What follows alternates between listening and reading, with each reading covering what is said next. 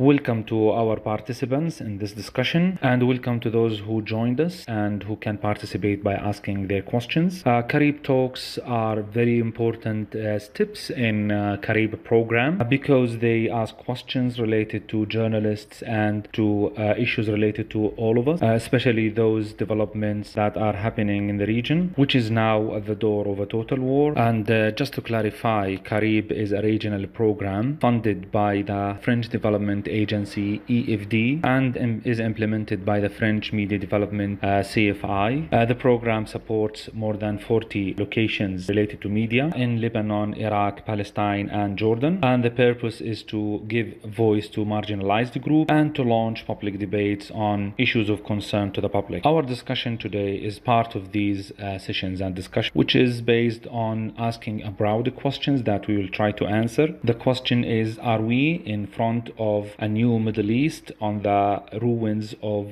what is called the resistance? And within this framework, we will ask different questions such as the following. How will the threats evolve from Israel to Iran and the possible Irani's response to these threats? And what does it mean, that response that Israel described as catastrophic? And what are the Iranian response tools for that? And therefore the question is, which Iran will get out after those developments in the region? And in connection with the front Iran, we have Israeli-Lebanon conflict. How will Hezbollah get out of this war after the consecutive strikes that hit the Hezbollah many times, including the assassination of the Secretary General Hassan Nasrallah and the rest of the field commanders almost, and the horrible destruction that happened, which is different from the destruction that happened in Lebanon during the 2006 war that included the destruction of more than 3,000 Hezbollah staff and destroying the weapon storage. What is the situation of Palestinian state after the war on Gaza and its occupation and destruction, which made it unlivable and uninhabitable, and also within the talks that pushing people to the north to prepare a different series of that war, in addition to what is happening in the West Bank from giving more lands to settlements. And finally, how will these developments affect on the pro-Iranian fractions in Iraq and Yemen? Therefore, we have many questions to ask with our analysts and also with our followers. Our panelists are as follows. Sania Al-Husseini, a professor of political science and international relations at the Arab American University in Palestine. Munir Rabi, a Lebanese journalist and head of the political section at Al-Mudun newspaper and a writer for L'Orient Le Jour. Ali Al-Sarai is an Iraqi journalist and writer and head of the Iraq file at Ash-Sharq Al-Awsat newspaper. And Arash Azizi, professor at Boston University and contributing writer for The Atlantic from Iran. At the beginning, I want to point out that today's discussions is related to different comments that are almost a lot that we have received on Facebook when we announced for the session and its topics and dimensions. It's important to point out that the discussion today about a new Middle East that we are approaching is within the political reading of the facts and the current reality. And therefore it is accompanied by fact, but it doesn't form an absolute conclusion and absolute truths. It is just a political reading based on the facts on the ground. So welcome again, and I will start with you, Sania. Welcome to you, of course. In your recent article, you provided a reading of how the strike will be on Iran, and you went back to discuss about Bush and Obama, and you said there was a reservation on striking nuclear facilities. But today we are talking about the possibility of striking nuclear facilities and also a continuation of the reservation on that. We are at a very important breaking point from this strike. Maybe now we are waiting the new systems for the defense system against ballistic missiles. We've read today that the United States will provide it to Israel. I'm asking you, Sania, about question about Iran because I just want to, because I would like to tell our audience that the nationality doesn't mean that you represent a specific country. That's why we want this discussion to be a lively discussion and to have also a discussion between you on the different parts of this session. Please go ahead. Country in the region, and it is under the interest of the Israel because it creates balance in the region. Any disbalance in Iran's abilities and its allies is creating an imbalance in the equation. So that's why I said in my article that, okay, Israel's goal is to hit and strike the nuclear power in Iran and targeting the nuclear power in Iran. And they actually did that. Yeah, they succeeded in not to target these nuclear powers directly, but now they indirectly they targeted through cyber attacks or attacking thinkers or the people working on the program. But they did not attack the nuclear power itself, like what happens in Iraq or in Syria directly in a military perspective, but they didn't reach this point so far. Now, because, as we said, because of the value of Iran in the region and its strategic importance. So the USA is looking at this perspective. Let's just want to be close to our reality. Of course, nobody ignores Iran's position and status. Now we're talking about politics, not emotions. Nobody can ignore Iran's position in the region. And the proof is that it's being targeted by Israel and America through sanctions. And so this, if we like or don't like this truth, it exists. So this reading that going back to Bush and Obama, do you think it still exists, this perspective? No, of course it doesn't stand. Now, after the 7th of October, Israel took the green light from America. In addition to the current administration in America, Biden's administration is deteriorating. And we noticed that the problems in America itself, when they removed Biden from the candidacy for the presidency and they nominated Harris instead of him, because there is a serious problem in the leadership in America. And all in addition, 7th of October gave justification for America not to interfere, because now there is a barrier that gave justification also for Israel to attack in a brutal way in this way. Or I also, like, Israel was preparing itself, like its behaviors in Palestine, they are ready for this stage. Now we are reading, and today in the New York Times, that Hamas consulted Iran, Hezbollah, on a similar strike, such as the 7th of October, and there were a lot of this data about this topic that will be explained later or discussed later. Arash, the question is there preservation, or what is Iran after the strike? What do you think? Do you think Americans are still don't want to strike Iran? The details of how much Iran had operational knowledge of October 7 beforehand will be debated. The New York Times has accessed some documents that it got from the Israeli army. These are conscientious journalists who did this. I have no reason to believe they are not doing their job. I'm sure they want to verify them. But I'm a historian, and historians like to take their time to verify something. So the details of it will be discussed, but there's no doubt that Iran, for a long time, was supporting these groups that it caused axis of resistance. It was arming them, it was funding them, it was giving them capabilities to commit the kind of acts that they did on October 7. If you look at the war games that the IRGC had, that's Haras al-Suri had had done with Hamas and others before, you would see that the kind of things that happened October 7 was predicted by them. At the same time, Ayatollah Khamenei, Iran, has very been clear that it doesn't want to get into a direct confrontation with Israel. It goes against his entire doctrine, which has now collapsed, I have to say. The Khamenei doctrine has collapsed. This doctrine was predicated on the idea that Iran helps the resistance, Iran builds these groups up, but it doesn't get into a war. Knowing that that's right. What? Yes, exactly. You know, they won't get into a direct war with Israel, but that they will build these groups up.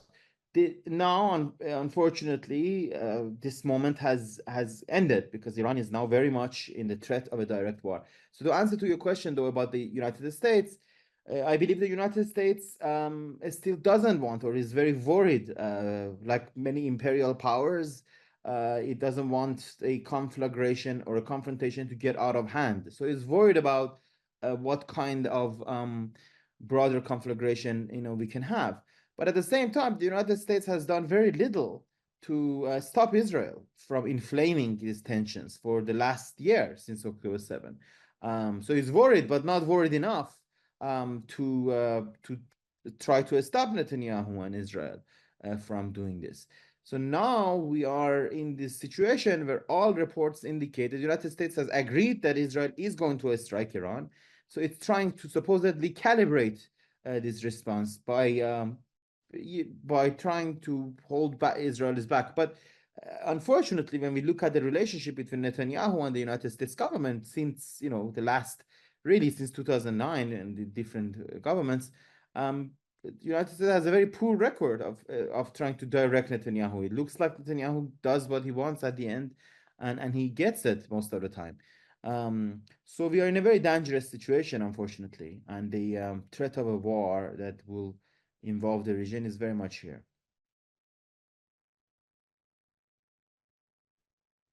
Arash, what is your comment on the current news that the USA agreed to provide Israel with defensive systems like THAAD system? It is anti-ballistic rockets, and is this the justification for the delay of the Israeli strike back on Iran? Because Iran might respond back on the equivalent of the strike that Israel will launch? Yes, I mean, there hasn't been much delay, I have to say. These things take time, and the kind of coordination Israel needs with the US takes time. Also, Israel has been used to attacking groups like Hezbollah and Hamas, which are low capacity relatively. Iran is a whole different ballgame. It's a country of 85 million. It has significant military capabilities, not those matching Israel, certainly not those matching United States, but also much more than a group like Hamas or Hezbollah. So Israel will take some time. And yes, the kind of collaboration with the US explains some of the delay. And yes, there are reports that in Israeli press, in television, and also in Times of Israel, the newspaper, that the US has agreed to give THAAD, that defense missile system, to the Israelis.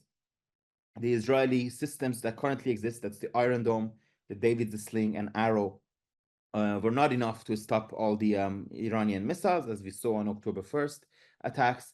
But look, let's also be clear about something here, because we do a lot of speculation, we go around the block.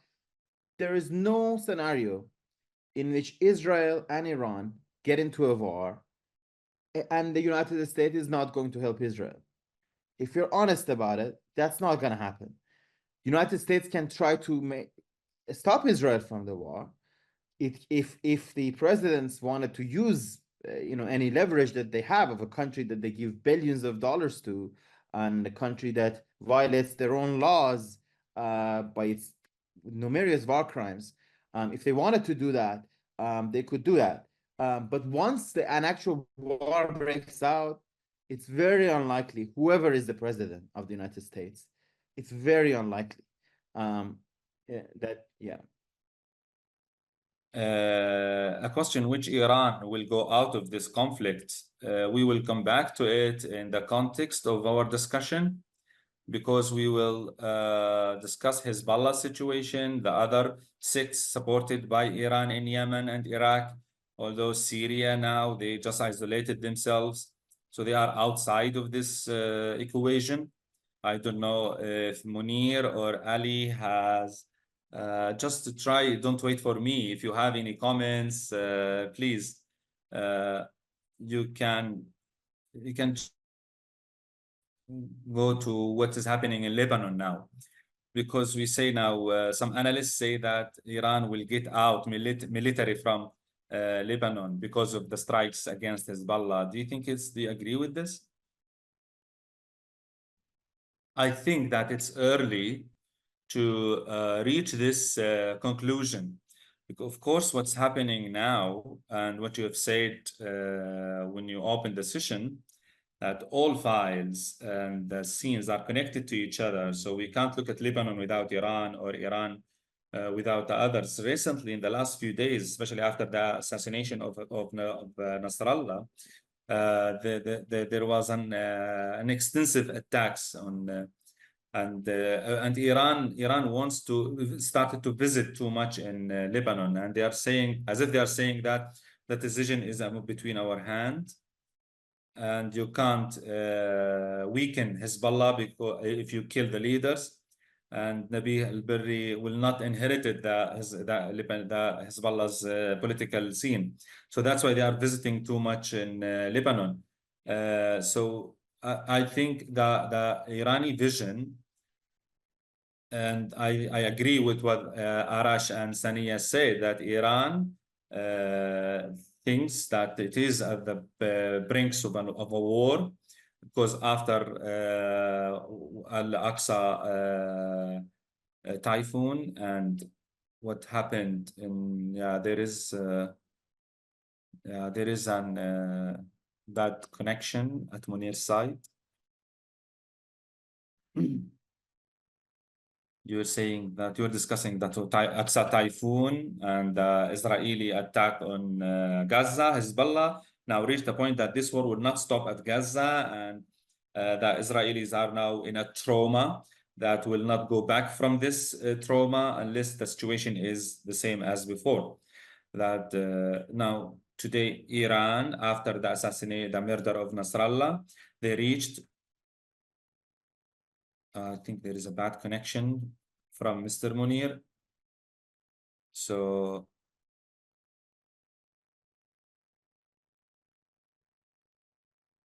and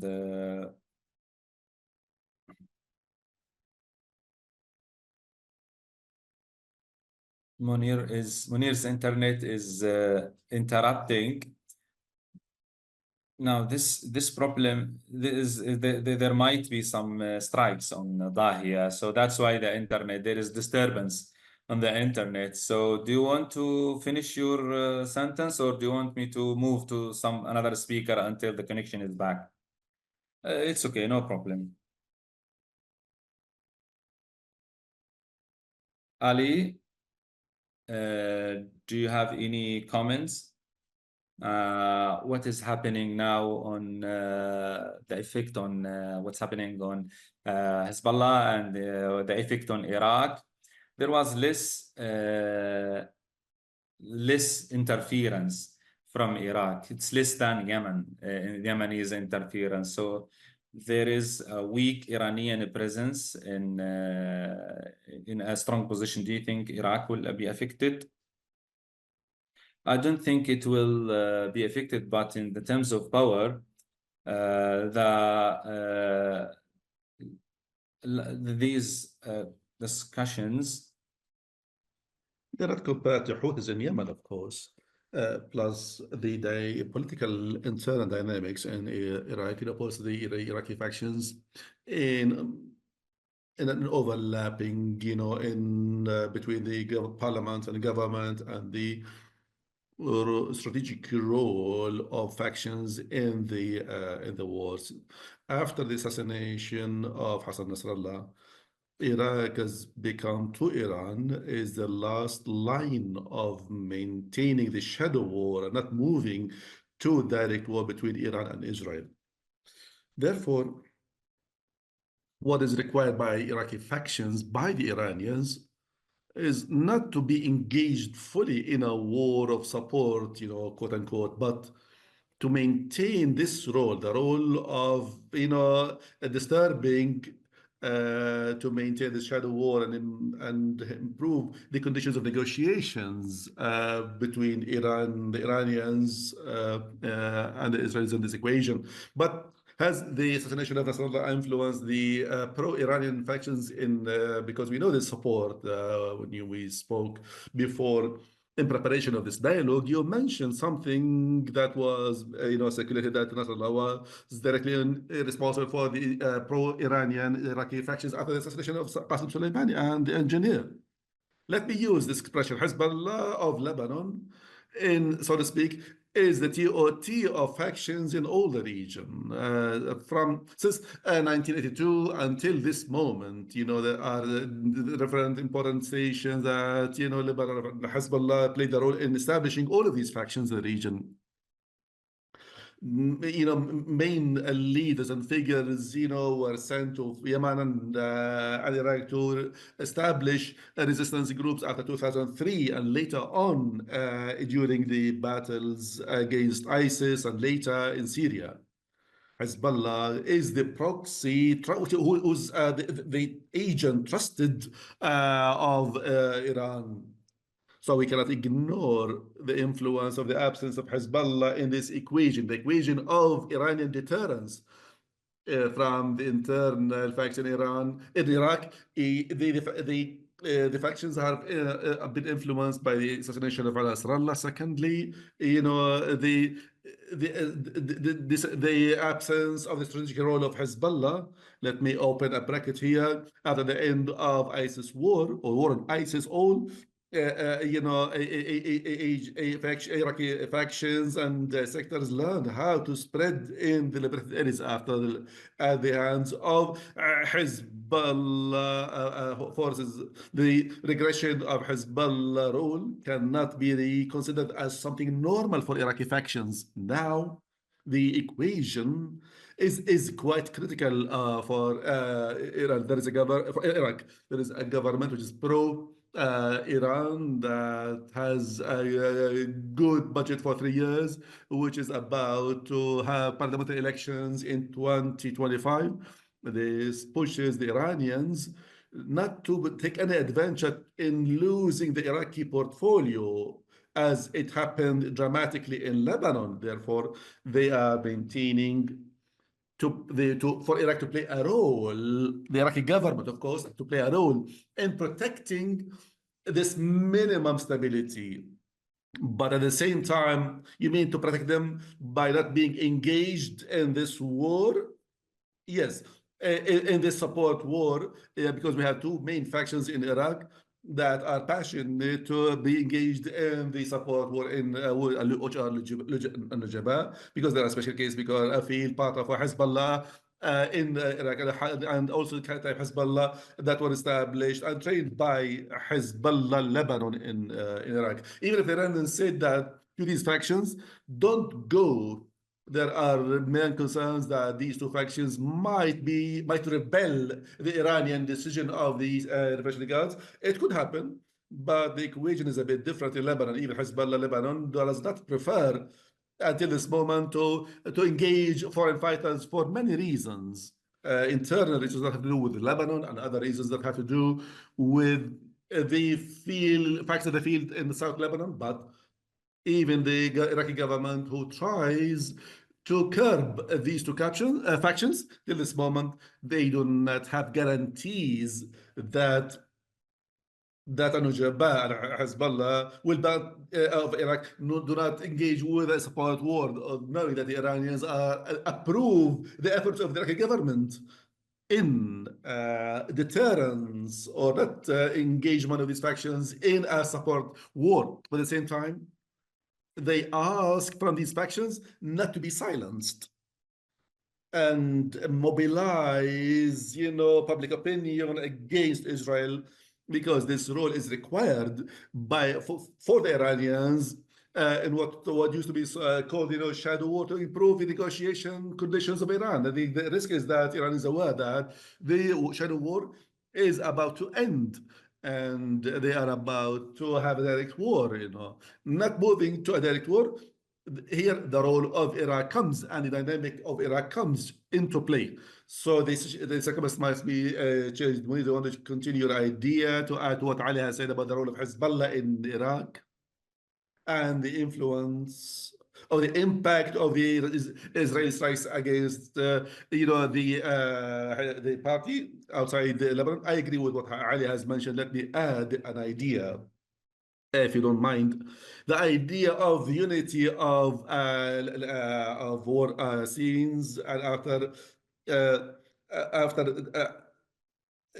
it was deputized with many portfolios in having Iran allies, the allies of Iran situation. At that time, he wasn't been able to control all of these chains that Qasem Soleimani used to connect to himself, and Qasem Soleimani used to brief Hezbollah of some details. Therefore, Nasrallah role was advanced in the region. We all remember the role he played by Mohammed Kawtharani in Iraq, or Nasrallah directly in reconciliation of Iraqi factions, and having meetings for some Iraqi factions.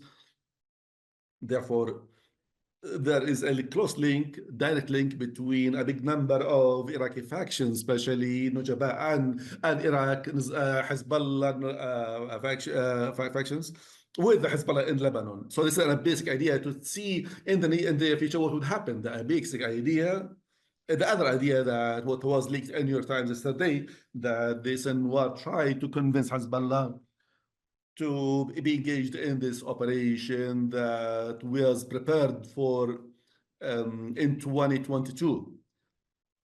All information confirmed that the trainings on the operation of attack and implementing 7 October was being prepared in coordination between the Hezbollah and Hamas and the Iranians, and it was called the major or grand operation. But the timing was supposed to be this year, not last year, to coincide with the U.S. elections. And if Donald Trump wins the elections and wants to continue what he has started in his first term, Iran wanted to reverse the table from the major grand battle. We remember Hezbollah maneuvered with the transit maneuver at the time, which is something very similar to what Hamas did in Gaza against the Gaza settlements near Gaza. That was two fronts were supposed to all start at the same time. There is a basic question which will be pending for years: how Hamas took the decision in implementing that operation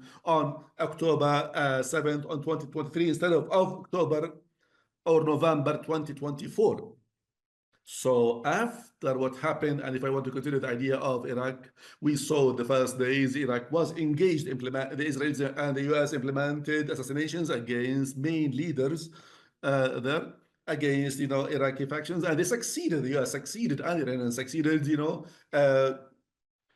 to neutralize Iraqi factions from these encounters after these assassinations.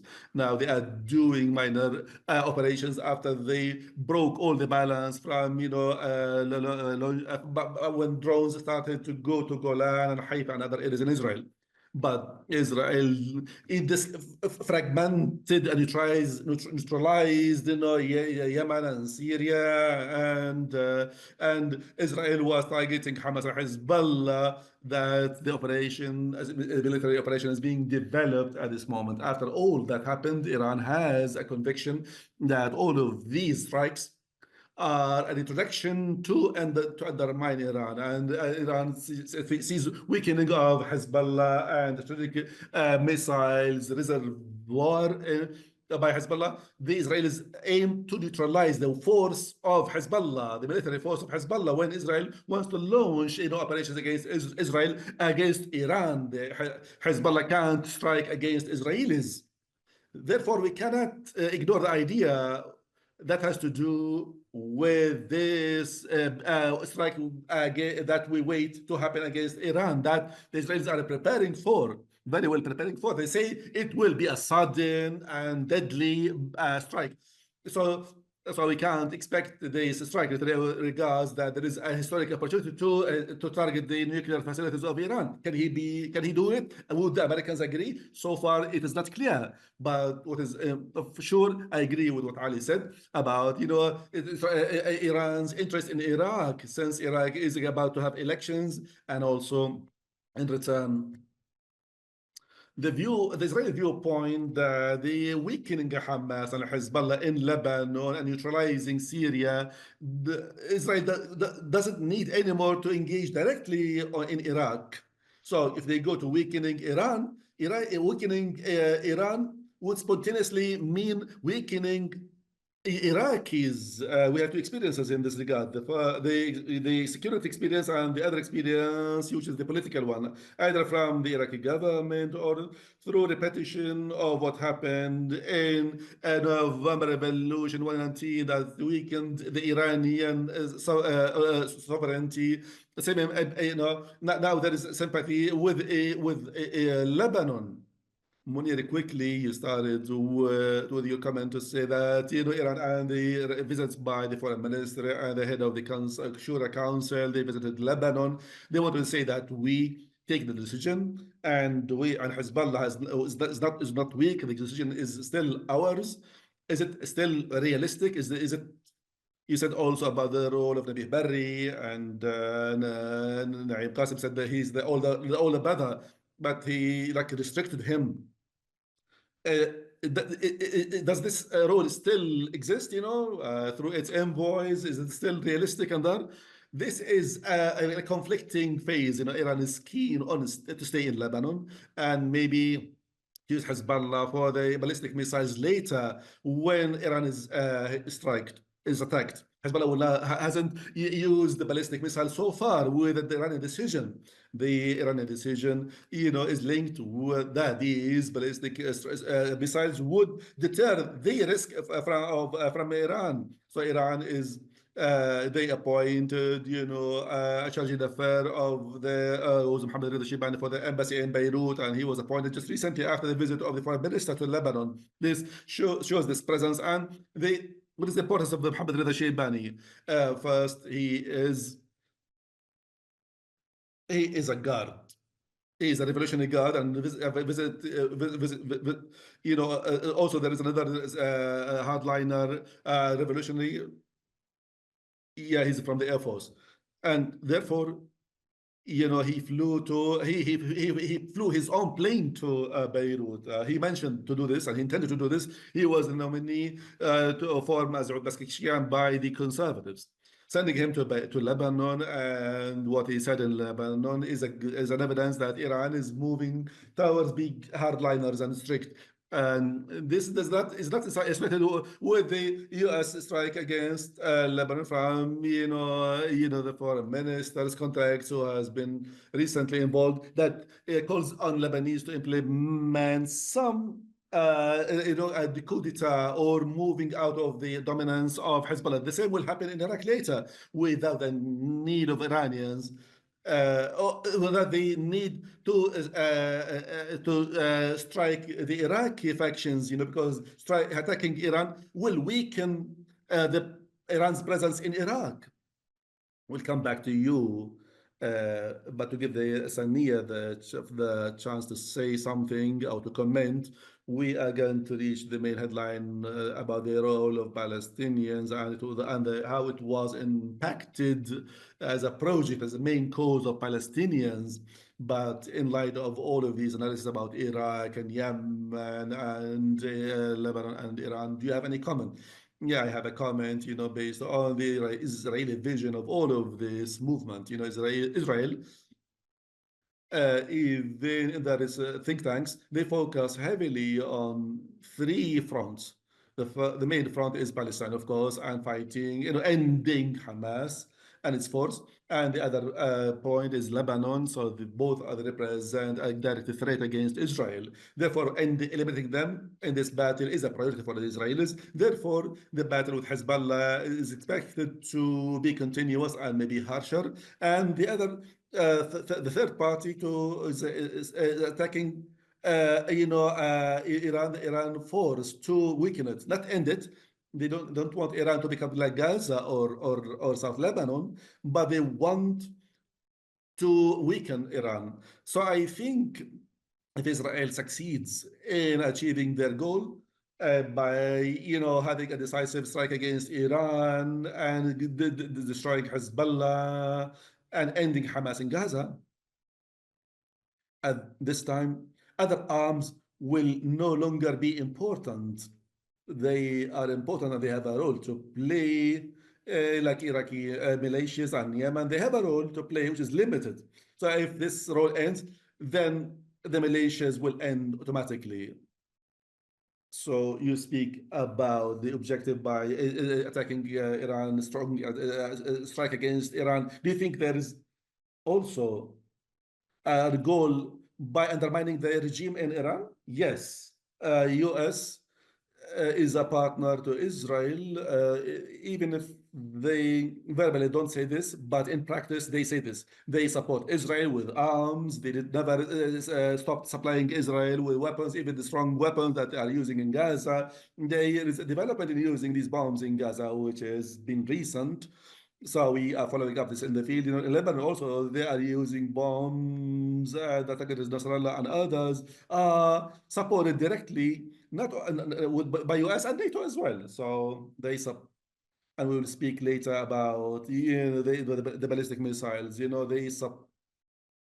said that these missiles used in Lebanon, Israel were banned to be used in Iran. Especially the nuclear facilities in the beginning, not today. Today everything is different. So during Biden, everything has changed. Also the right wing government, which is hardline, that is governing Israel. So we have two factors, and there is this international silence, by the Western countries in this regard. That are supporting this Israel, that the US is supporting politically and with supply of weapons and with the veto power. This is all support that is not being mentioned in the media necessarily, but it is there. I see, yes, the goal of Israel, 3 fronts. Eliminating Hamas in Palestine for political reasons and objectives that have to do with the plans for Palestine. Lebanon, of course, represents a threat. And also Iran, also they want to weaken Iran through a strike. And what helps them today, I hope that they will not achieve this, is that the US absolute support and Europe, Western support as to Israel. Arash, we spoke about Iran, but let me start with what Sania said, that the attack against Israel will be weakening. In your opinion, you said in the beginning that Netanyahu does what he wants.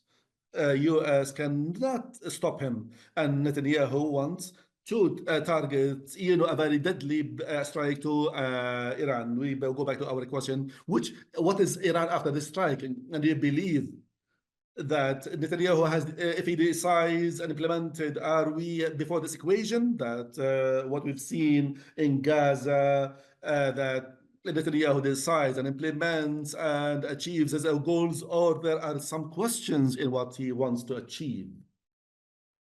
Netanyahu seems to have very little restraining by the United States. As I said, they sometimes try, but Netanyahu seems to be willing enough. He's been in his position for a very long time. He knows how to play the Americans.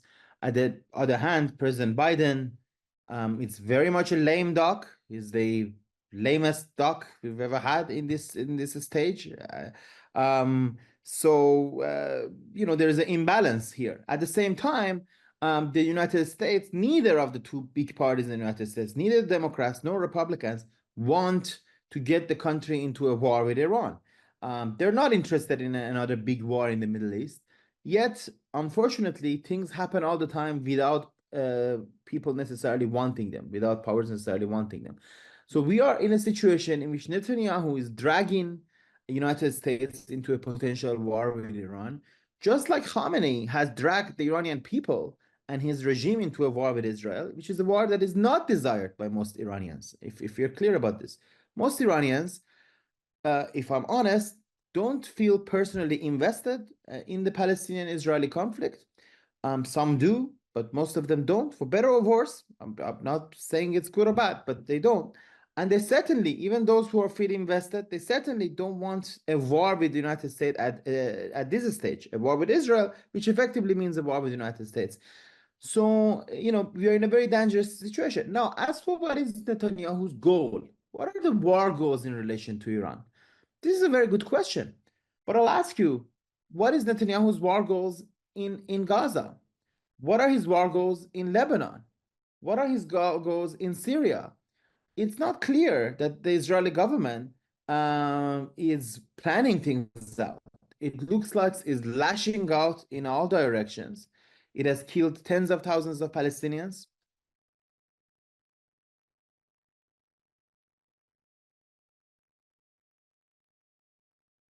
It's clear that destroying Hamas and destroying Hezbollah is the ultimate goal, is to let people go against Hezbollah and Hamas, and Israel is showing that what it is doing is a response, not a plan. Although in Lebanon, to go to 2006 and report, the investigation report that say that Israel failed in 2006, it says that this report doesn't criticize going to war, but the lack of preparedness to go to war. And Israel spent 18 years preparing to go to Lebanon. I think what's witnessing now is a planned war. So Israel knows what it wants, but can it achieve this objective? Well, the thing is, it's easy, it's easy to say you just want something like, you say destroying Hamas. What does that really mean? Hamas is a political party. It's a social movement. Same with Hezbollah. Hezbollah is a massive social movement, political party. You cannot destroy it. What does it? You can degrade its military capabilities, and sure, that's what they want, but that's not a very clear war goal. When does it end? For example, right? When is it that you can say enough is enough? We killed Hassan Nasrallah, we killed the entire leadership of Hezbollah, we killed Ismail Haniyeh of Hamas, and we can say, okay, we declare victory and we end here. So that's what I mean. In relation to Iran, you now have people like Naftali Bennett, a opposition leader in Israel, who say Israel should basically be about changing the regime in Iran. It's a little crazy. What does it mean? How does Israel has never been able to put a friendly regime in power in Beirut. It has hardly been able to do that in Palestine, despite trying. How is it going to do it with a country of 85 million, like Iran? How is it going to change the regime? What does that even mean? So, it doesn't appear, unfortunately, that they have a very thought out process. They have a military first approach. They go in there, they attack all different sorts of commands. They have great operational readiness for that. But for all the talk of the new Middle East, it's wishful thinking. It's also entirely wishful thinking. Many are telling themselves that, if actually Saudis also hate everybody that we hate, and if we just kill enough of these people, and if we degrade these groups enough, we have a deal with the Saudis right behind the corner. The Saudis have very clearly and repeatedly said that without a Palestinian state, they're not going to normalize with Israel. So unfortunately, as I said, it's not a very clear strategy.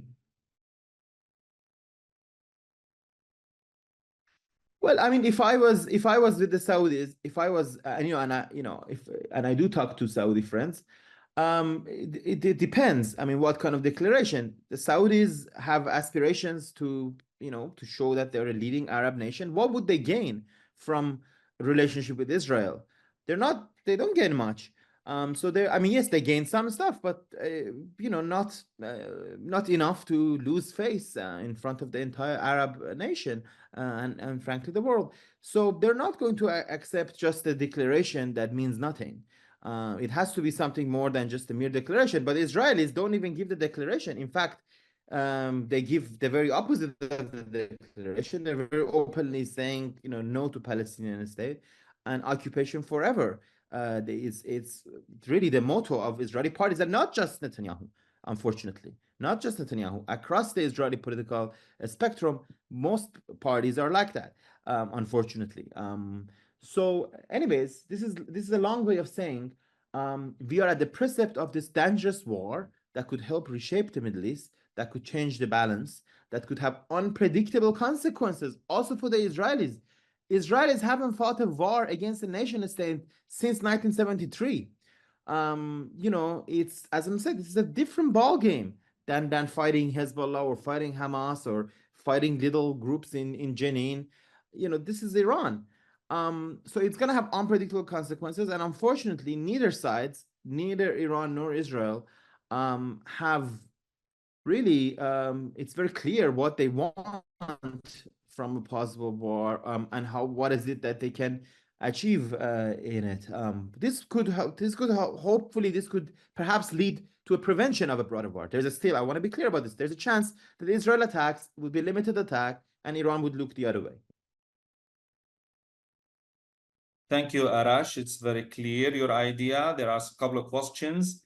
A question from Saad Hattar in Jordan. He's saying that Netanyahu now is under the test when Hezbollah is responding on land. Will Hezbollah accept to retreat now, or is it gonna attack, which will lead to the loss of Netanyahu on the internal scene?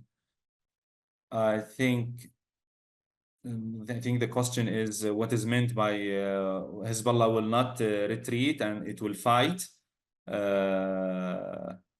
I just want to, Munir, if you want to give the answer, please quickly, so we can go back to Ali, because there are some clarifications we need about the Iraqi situation.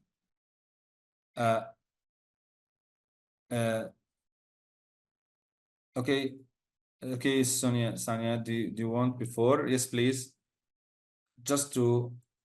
I want just to respond to what Arash said.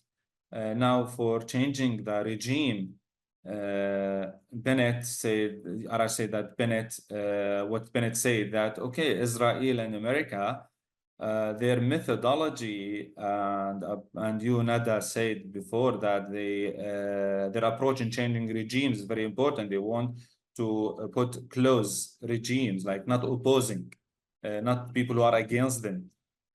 And this happened in different situations, different positions. And it's not changing the regime internally. It will not come from outside militarily, but it will try to promote the opposition inside a regime.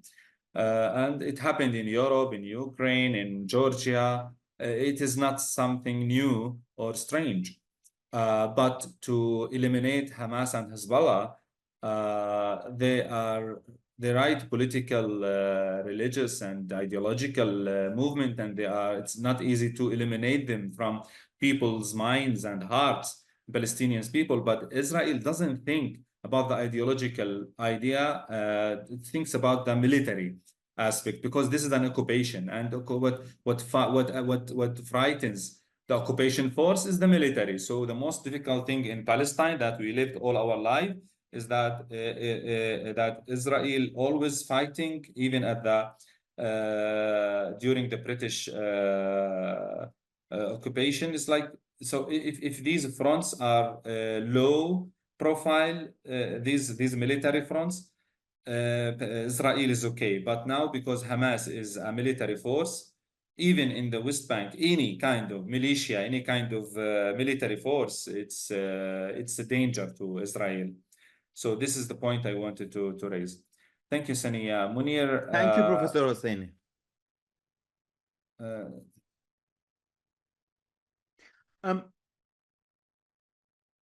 Arash, maybe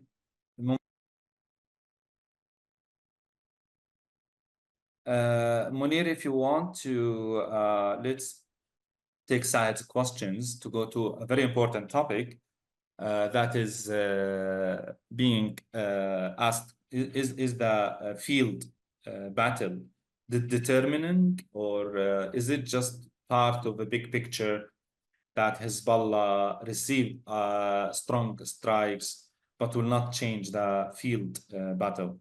Of course, the Israeli strikes are focused, such as the pagers, the assassinations of leaders.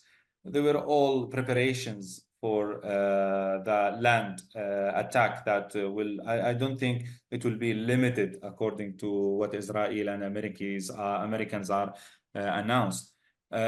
So do you think Israel will attack like similar what happens in 82? Because in 82 they reached Beirut.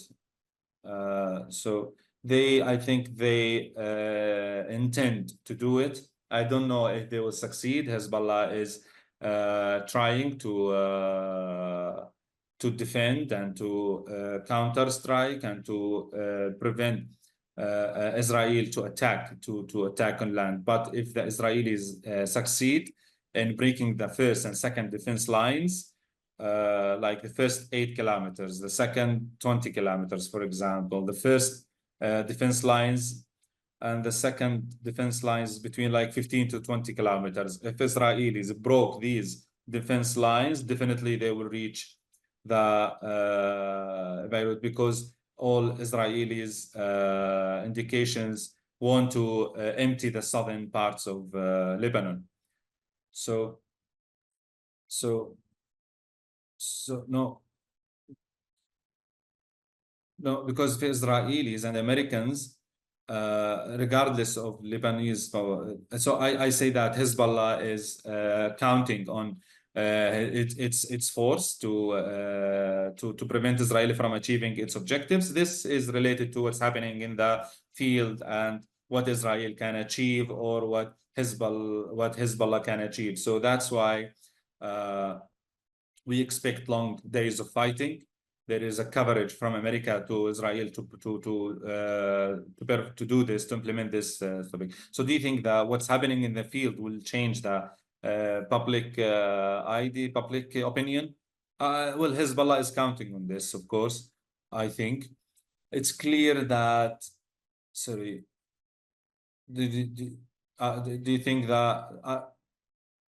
You know that we are just reading the political scene. Of course, Israelis, they want to do a land attack, and maybe it will be catastrophic. If they are going to succeed, I don't know. Hezbollah is still sending messages that it still will stand and can strike strongly as Israelis forces that will prevent them from attack. But maybe next week the final attack will happen. Maybe now what's happening is just exploration, but the real forces didn't start to enter. So Ali and then Arash, maybe it's very important to talk about all of these developments. We have questions from Mr. Monch Jiddo and our friend from PNN that what the American elections will change if Trump is won the elections. For the US elections, American elections, and I think from what Mr. Munir said, that there is a critical stage between the elections and the appointment of the president. I think Netanyahu will choose this period to perform a bigger steps than what's doing here, because Washington during that time will be weak, at weak stage to respond. Now Netanyahu, in order to understand the objectives of Netanyahu, whether he has a plan or not having a plan, with the absence of the American response during that period between the election and the appointment of the president, there is another factor that Netanyahu, and for the first time since the 7th of October until today, is receiving agreement and consensus from the inside that the Israeli settlers should go to the north of Israel. There is an agreement, and Netanyahu is receiving political support that he didn't receive before, like when it comes to hostages and other issues. Now, Netanyahu received a political push because of the issue of going back, the settlers going back to the north. That's why I believe that the objective is not to eliminate is to remove, is not just to remove the military power, also to remove people from the south of Lebanon. And I think my personal view is leading also to Iraq. After opening the Houthis offices in Baghdad for Hamas in Baghdad and also the Hezbollah's support to some people in Baghdad, I think the unity of fronts will go back to Iraq. It will and some deal the calmness in Iraq and the stability of Iraq with an Irani agreement will be that these fronts will go back to Iraq. In exchange, that Netanyahu will achieve that objective that will that receives an internal support and a weak American support. So the weapon will be laminated in close to the north of Israel. So Ali, this is the question: where is the agreement between the American and Iraqi governments, like during the elimination of Nasrallah, the murder of Nasrallah? No, do you mean the withdrawal of American forces from Iraq? I think there is no withdrawal of American forces, but there was an agreement of withdrawal since 2025. No, there is a sign. From my point of view, if we go back and remember when this agreement was announced, it was announced at a political critical moment when the Sudanese president needed support. The announcement was done during a period where the American reports said that there is a need for announcement in another time. But this agreement, not for withdrawal, but between it's a safety partnership and some logistic partnership between in Baghdad and Arbil and moving some equipments to Syria. It's not a withdrawal, but it is an attempt to help the Sudani to find a political justification that while he is negotiating with the militias, so they can step back from their radical position in attacking American bases.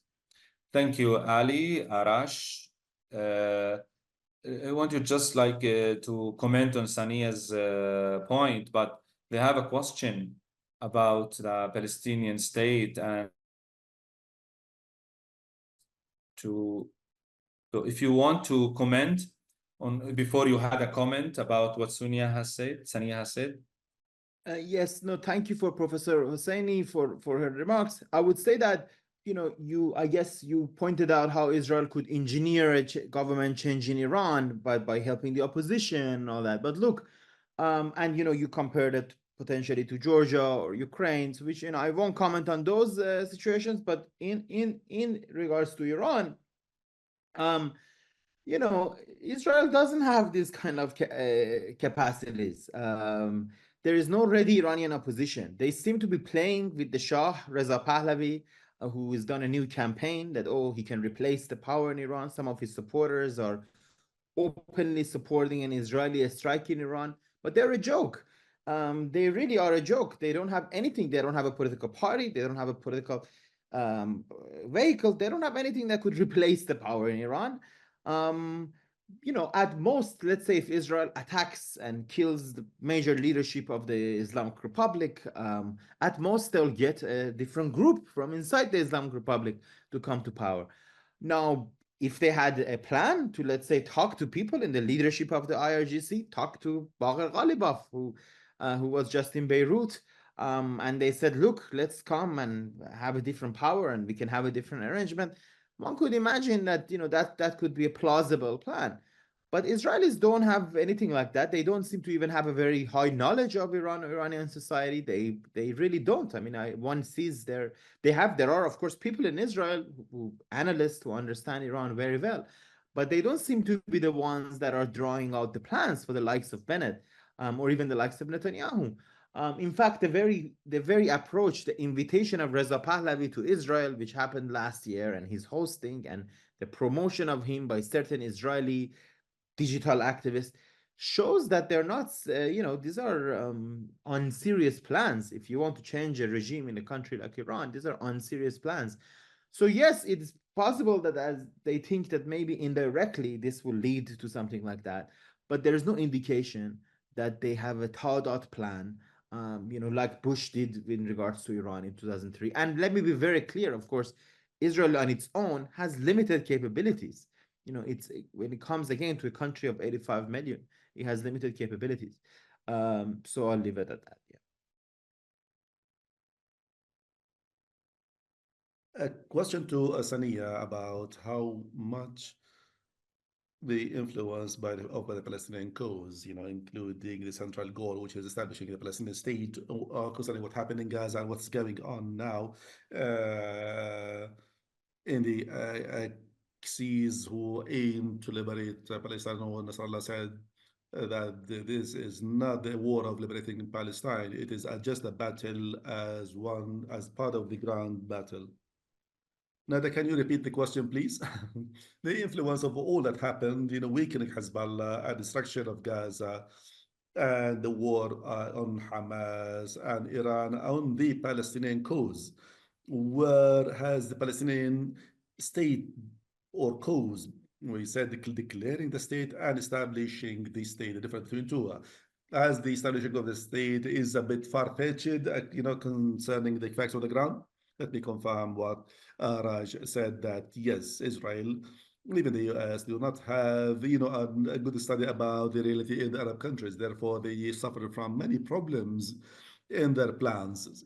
So I agree, Ben speaks about changing the regime, but in fact, they don't know the nature of this regime. They try to invest any opposition parties or forces in any regime against them, or who are rather ally with them to change the regime.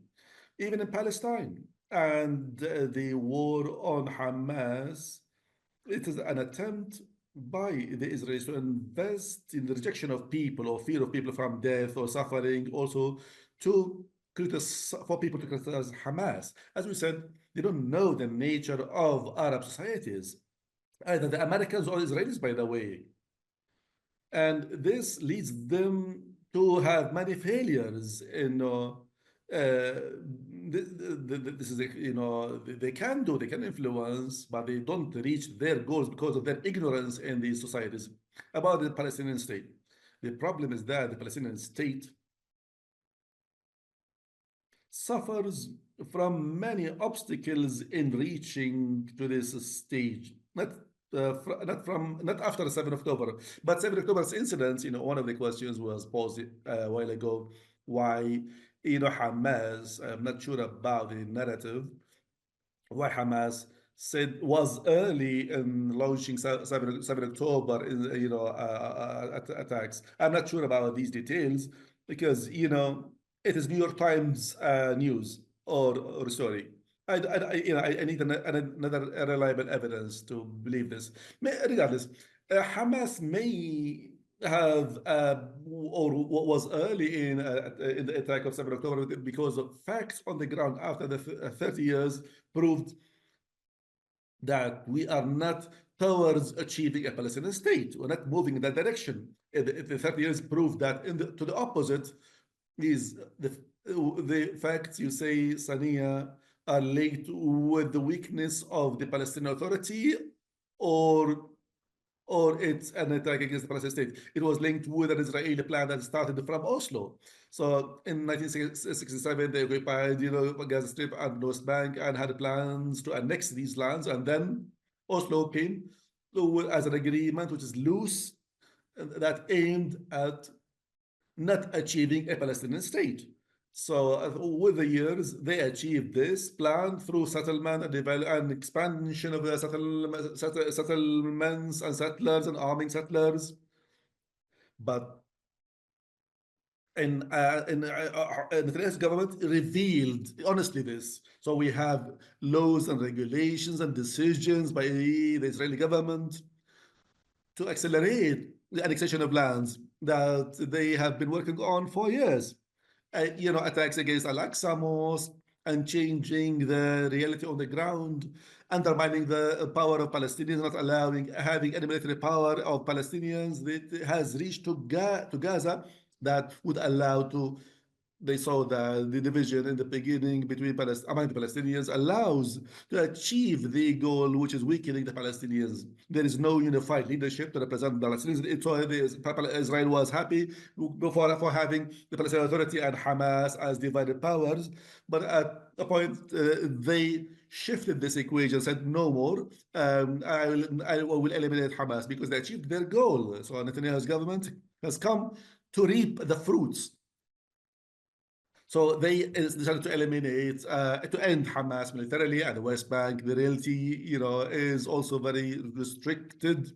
This is historical background is correct. This is what happened. Is a stage part of this historical background of what you just said.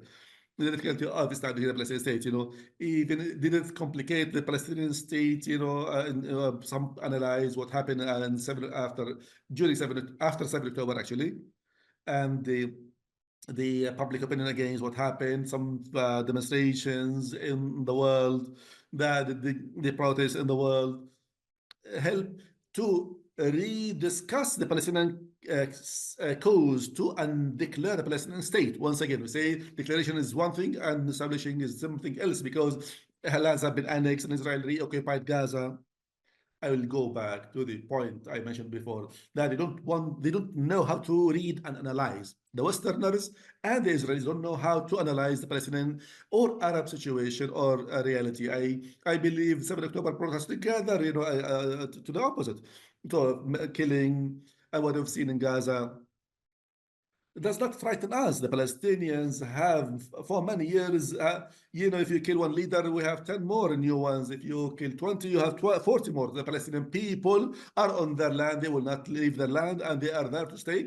Therefore, they represent a threat against Israelis and they will stay there. We don't know where to go. We don't have any other option to go to except Palestine. So to the opposite of what we've witnessed as real face that we want to adhere to our land more. Number two, the world remembered our cause and confirmed our narrative that they used to deny. Some Westerners would want to believe the Israeli narrative. So they were opposing our narrative. The United Nations, international courts confirm, our cause, and we are closer to the Palestinian state. But we need time. It will not happen tomorrow, but we are closer. Yes, 7 October have made us closer to the Palestinian state. Munir, do you have any opinion about establishing of the Palestinian state or declaring and establishing the Palestinian state? Yes, there is a difference between declaring the state and establishing it on the. So I do sympathize with the vision of Sania, which is accurate concerning the Palestinian people that will not leave fighting and struggle, but the Arab world sees politically and militarily. As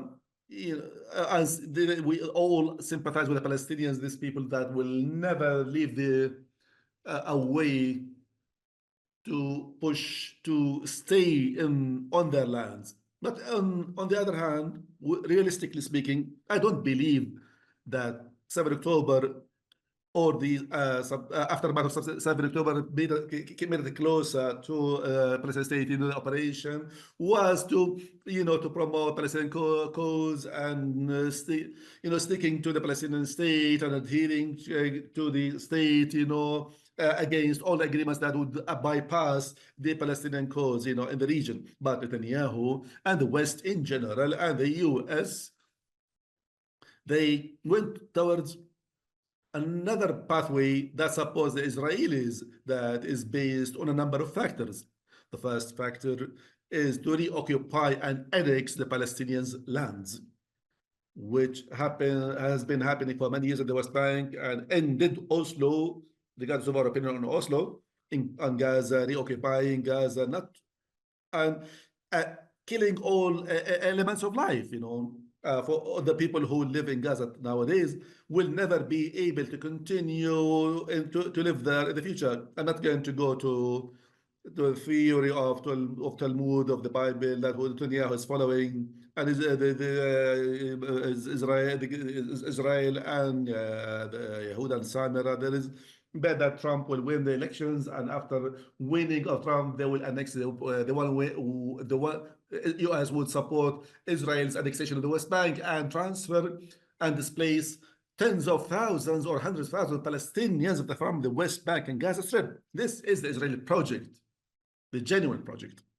Therefore, I wish if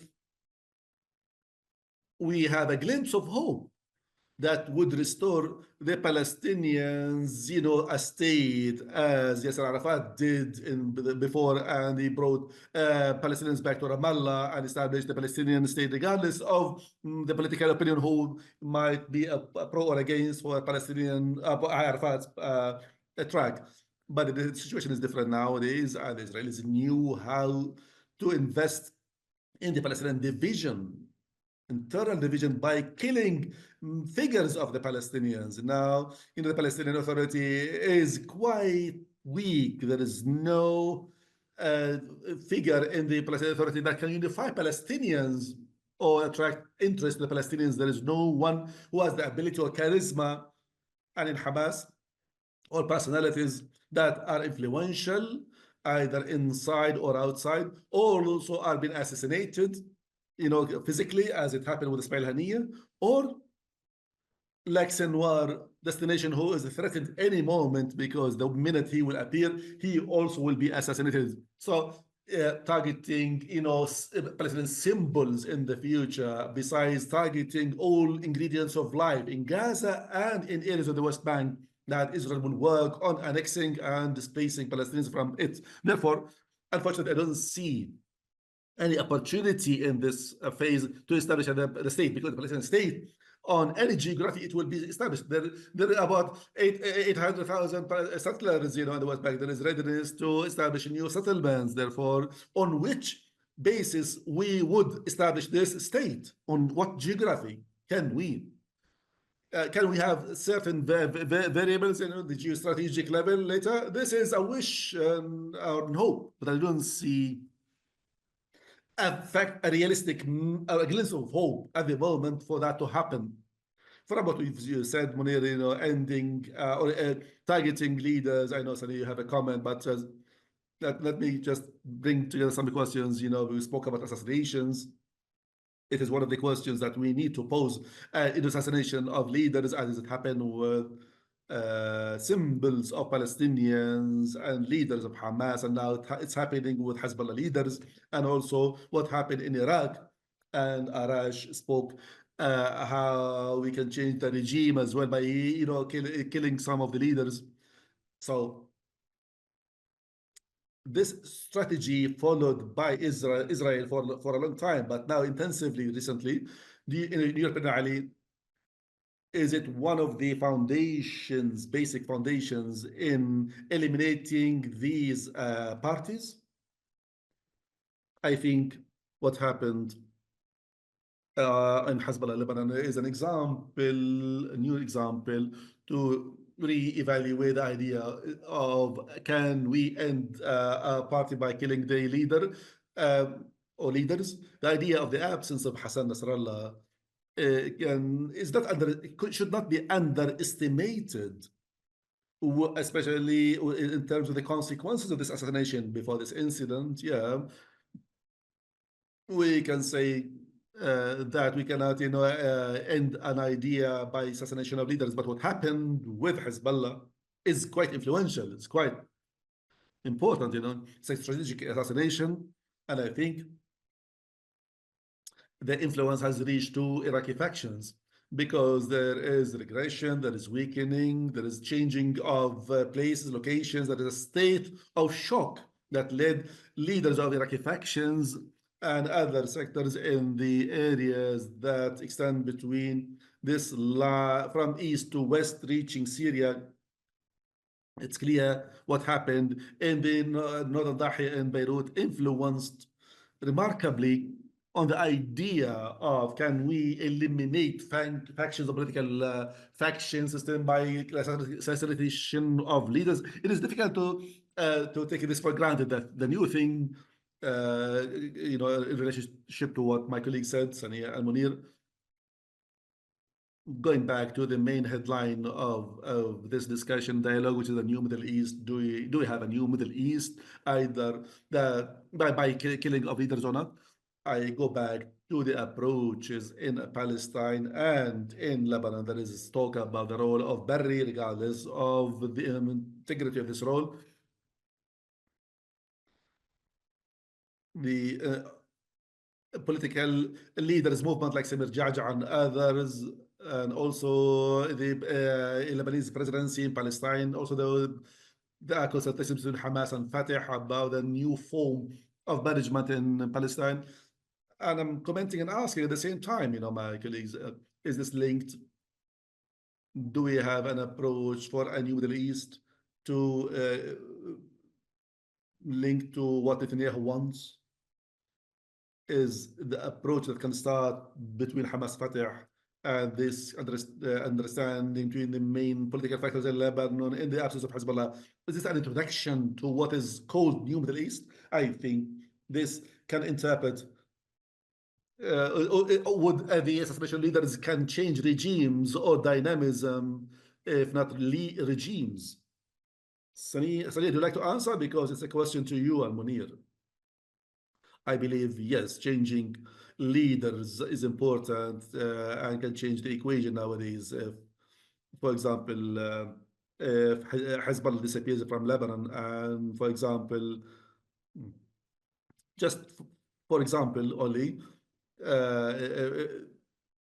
Israel targets to have a settlement with Lebanon, like Jordan and Egypt. This is a main goal for Israel. To reach this, they have to change leaders, at least the opposition leaders and active opposition. This is what happened with in Palestine when they support, having a Palestinian government that supports the occupation according to the agreements.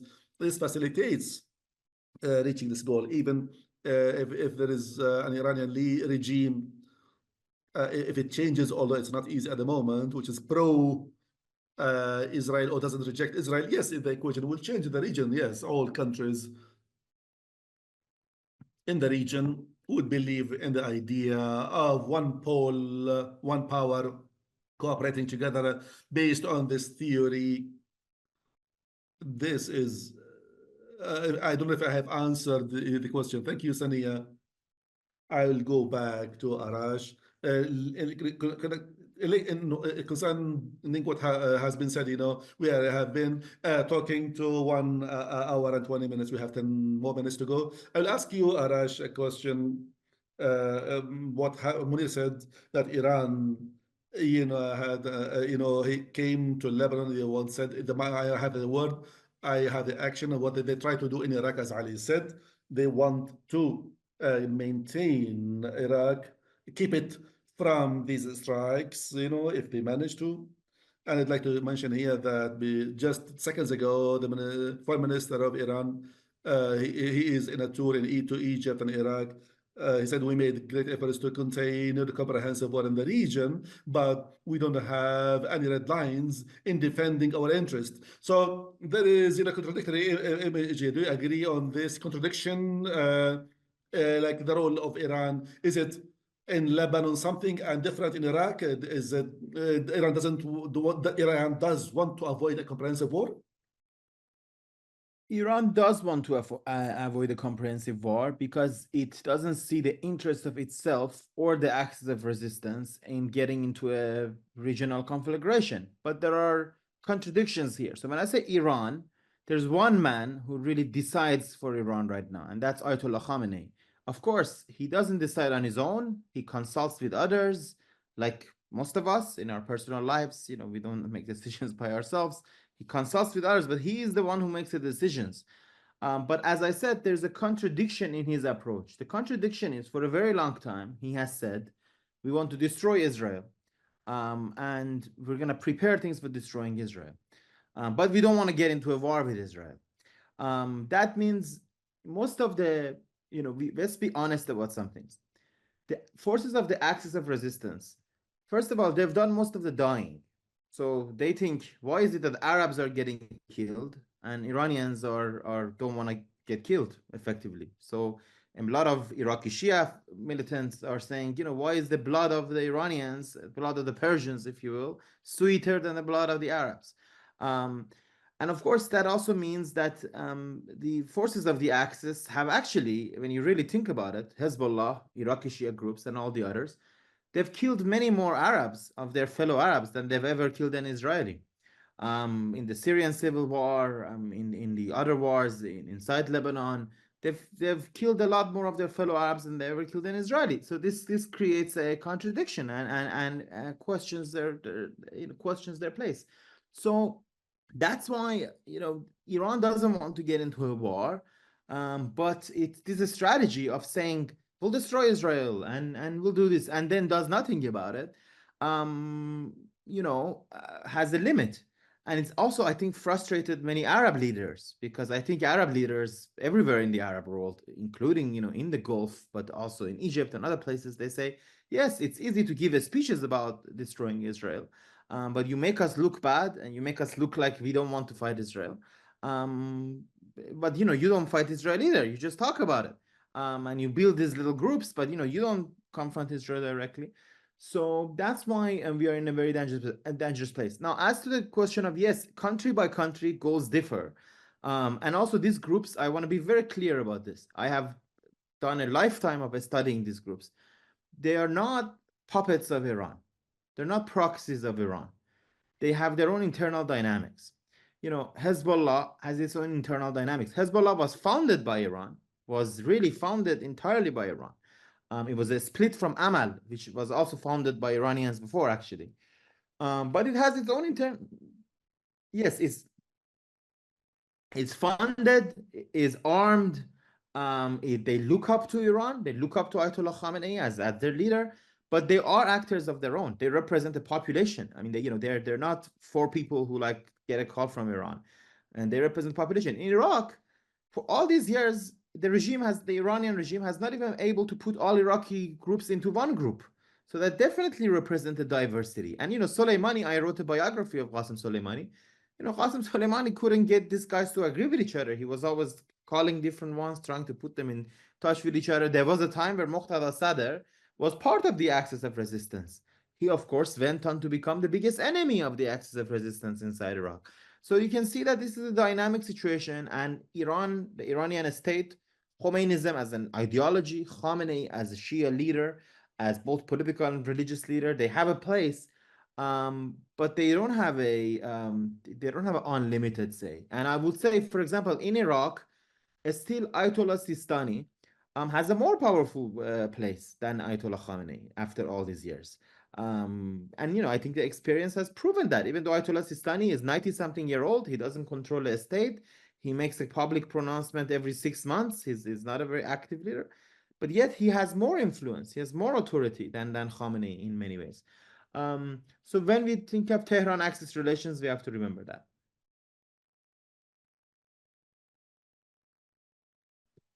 5 minutes. We will give the floor for each one of you to connect. I just want to have a quick comment to what Mr. Arash said, just quickly.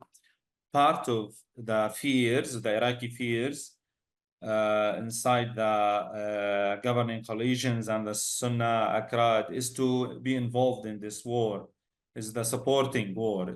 There are many reasons. Like the most important is that the presence of Muqtada Sadr is being observer of the scene. It's 1 year ahead of the election. Muqtada Sadr is planning for the elections. So if the Shiite sects will interfere in Lebanon, the Lebanese situation, maybe Sadr will face these consequences at the election. Just a quick comment on what Arash said. Okay, thank you, Munir. Please, the last thing, what do you want to focus on after what we have discussed? Since we talked about roles and we talked about assassinations, it is well known that men are roles and each man has a role. And when a man is assassinated, so the goal is to change the role, if not the ability to finish a political or social status. This is what happened with Qasem Soleimani, with Rafiq Hariri, it happened with Yasser Arafat, it happened with Saddam Hussein, and changing the Iraqi situations. Now it is happening in the Shiite environment in Lebanon through the assassination of Qasem Soleimani's generation, the military generation in Lebanon, Syria, Iraq. All this established the founders, the military founders of the Hezbollah branch. It's not just to eliminate the Hezbollah at all. It's just changing the direction, the political direction of Hezbollah and the Shiite sect in Lebanon, which will lead to Iran, not necessarily to eliminate the regime or to weaken it. It's just to reverse to the situation where Israeli and Americans change the regime to integrate Israel in the region, not to integrate the region with Israel, is to show Israel as promising and prospect and safe with its neighboring countries, not to show that Iran is dominating the region. Yes, Sania, we started with you and finished with you. If you want to add something, thank you, Nada. First of all, I want to focus that each group looks for their own interests, although there is a connection with Iran for each of these groups, but each group has their own interests. It's even Iran, regardless of the announcements of Iran that they want to eliminate Israel, but eventually the use of this language or these slogans serves their positions in the region, their ability to reach different proxies, different groups. But for Palestine, although the resistance supported from Iran, it's not necessarily that it implements Iran's plans, but because the assistance is looking for its own interests, and it's clear. For example, in Palestine, they rejected what was requested from them in the Syrian revolution. So each group looks for their own interests. There is a connection that people will benefit from, and they will, for example, use of weapons and support, financial, military, but eventually there are limits, even Iran in its announcement. The second point is that the displacement of Palestinians, it's not easy. I know that the plans of Israel to displace all Palestinians, and they try to use this all over all the previous years, not necessarily military methods, they used economic methods. But it's not easy to displace Palestinians, even at this stage. We saw in Gaza when the war started and their claims were to displace Palestinians, and Egypt and Jordan rejected this process. And these are two poles, very important countries in Arab, and their relationship with America and Israel exists and very important for the region. And it's important for creating balance. I know it is, we can dream and put plans, but how much these plans can be implemented is not easy. Thank you, Sania. Arash, if you want to talk quickly, and if you don't have anything, I thank you for your participation. Arash Azizi from Iran, you are a fellow professor in Boston University and writing in Atlantic. Ali Sarai from Iran, from Iraq, from Al-Sharq Al-Awsat newspaper, and Munir from Al-Mudin newspaper and a writer in and also Sania, professor in political science and international relationships in the Arab American University in Palestine. Thank you all for your presence. We try to ask questions. There's the question I didn't ask. Maybe this is going to be for new sessions about the role of media in these wars. whether there is a war, there is a role for media during this war. We will have more stops at this topic when Qarib talks. Thank you, and we will see you again for new other discussions.